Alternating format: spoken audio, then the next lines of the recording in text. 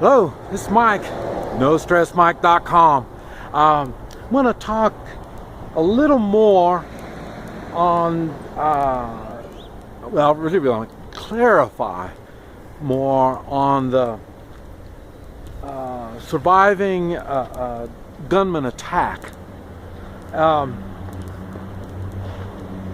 And it's, I want to try to explain it through the civilian's point of view. Already, if you've read some of the comments on a lot of my stuff, I get a lot of law enforcement, police, really mainly police, not sheriff department or military, but police for, well, I get a lot of ridicule from them. And I really don't know why. Well, I know why. One thing is they're not morally motivated. They've got rules and procedures that they have to go by, and that's a fact. They have to do that. That's why I made the video on cameras on cops. Cops, police have got themselves in a situation now where they're in the United States. They're starting to be disliked, and they're not trusted. And that's not, I'm not picking on them, because that's the view the civilians have on most of the police throughout the world. The American police are probably the best police force that I know of. But I haven't been all over the world, but the places that I've been, for sure, the American police are the best. But like I say, they're losing ground because they don't learn policing like they used to do. Now they do what they're told more. Like I say, they're tightly controlled. Now, but the thing is, that's why I'm probably going to have policemen that are going to ridicule what I'm going to say on what civilians need to be aware of in a shooting, in a way of a gunman type shooting situation, such as some of them that were going on in Paris. That's why I thought I better start saying something. I've known this for a long time. This is what I do. This is my work. But I can't really say anything to people because they don't have anything to relate to. Now you do. Paris, you have something to relate to. And the thing is, when there are gunman type attacks, now see, I personally have not been in that exact type of a situation. Like I say, mine's been more bank hostage, just that type of situation. I mean, the hostage type situations, not so much just going in and start shooting them. And in my experience. Now, but the thing is, my tactics apply to that type of situation. And but anyway, what you as a civilian need to be aware of is now see, in the United States, I'm not near as concerned as I would be in many parts of the world. The United States, especially when you start getting in the Midwest, we have guns. We have the means to protect ourselves. So things change. Remember, when gunmen do this type of stuff, like they did over there, they're going into, like they call, soft targets. And soft targets is places where people are incapable of defending themselves. We still have soft targets in the United States, but it's not in the general public like they are in many parts of the world. I mean, like I say, when you're eating at the same restaurant that I'm eating at, that type of stuff probably isn't going to go too well. And if I'm eating there with my friends, it's that type of the shooting type activities will not be tolerated, and it's not just by me. And so, in other words, in the United States, we have the means to control this stuff. When I say control it, we're going to keep it to a smaller dimension when it comes to the acts of terror. That's what's going on in France. Yes, it's dreadful that people get shot and hurt and all this kind of stuff and killed and all that, but the main thing is the fear factor. That's why they're doing that. That's why that's a typical tactic. It's used by governments of tyranny. They put fear in your minds, fear that you have to pay taxes, fear that when we put on that flashing light, you have to stop, or bad things are going to happen to you. They're putting that fear element. That's what the same thing that what they're doing when the gunmen come in and start shooting up the place. But like I say, if you understand that and you prepare for it, it's the first thing, it's less likely to happen.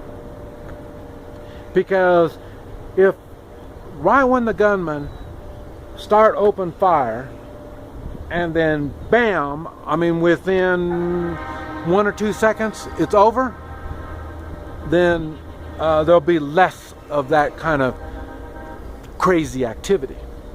Now, but you have to prepare for this.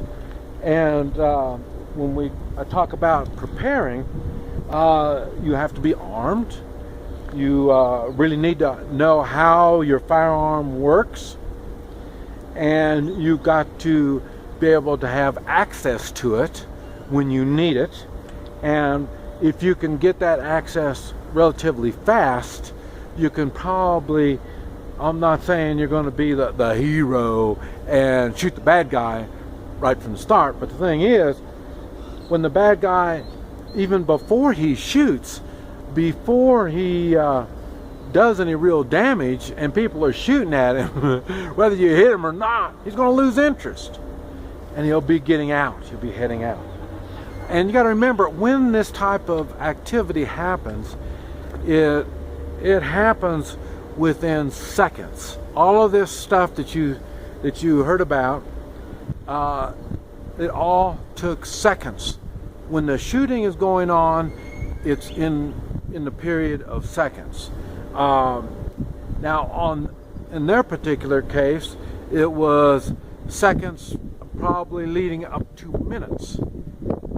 When you have an armed population, and not all of the population is going to know how to use their arms. So what they're going to be doing is some will be more efficient than others, but it doesn't make any difference because the attacker's plans are going to have to change. It won't be to intimidate and strike fear into everybody, because it's going to change into a survival mode for them. Their mindset is they want to scare people, and the way to do it is by killing people. Now, when they can't go to that limit, in other words, when they first start shooting, people are shooting back at them.